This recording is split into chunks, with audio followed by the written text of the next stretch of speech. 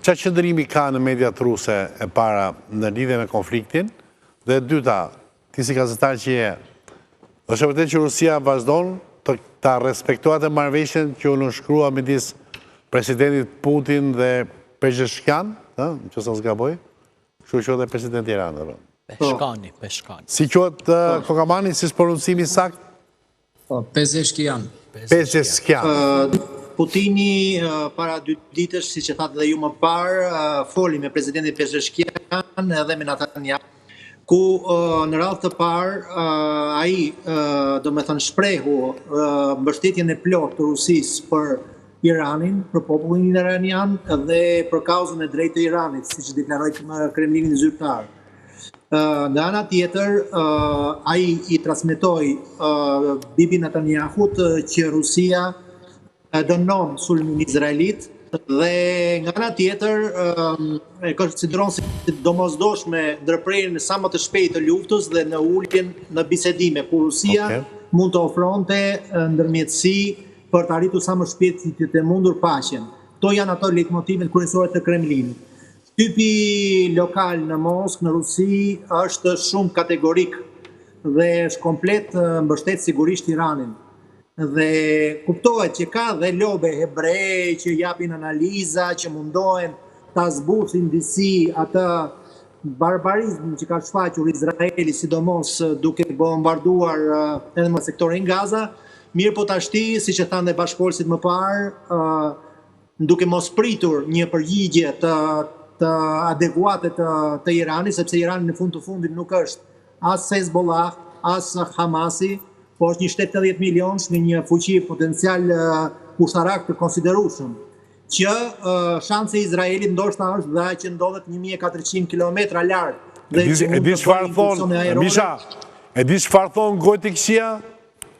Që Rusia është një nga vendet që ka shumë interes ka që të vazhdojë. E di pse? Sepse është vendi i 4 të botës prodhues, një minutë. Irani është vendi i 4, mos themi 5, prodhues i gazit dhe i naftës të botë. Pra, djegjet e rafinerive, pamundësia e Iranit nga lufta që të eksportojë naftë dhe gaz, rrit çmimin e naftës dhe gazit dhe kuptohet që gazi dhe nafta ruse shtohet shumë, kuptohet.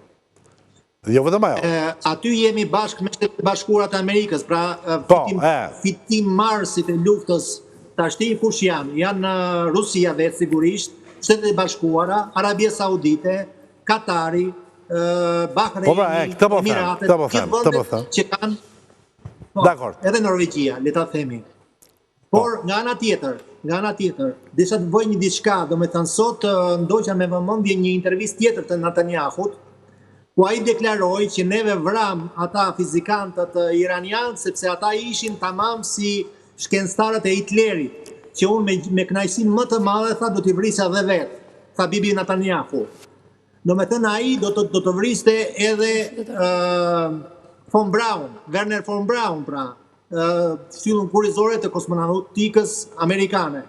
Pra, ky do me thënë, të themi, Izraeli që mbahet si një qenë gjaku i Shtetet e Bashkuara të Amerikës, godet pa ligj, pa një sankcion të OKB-s, edhe nuk ndërshkohet dhe tashti është lufta, kjo luftë po kthehet një luftë. E di se për këtë përshkrimin e Izraelit si më kujtove ka qenë në gazetat vjetra të zëri popullit, si duket nga Rusia kemi pas parë ato, thoshin tamam. Po, me ngjyra.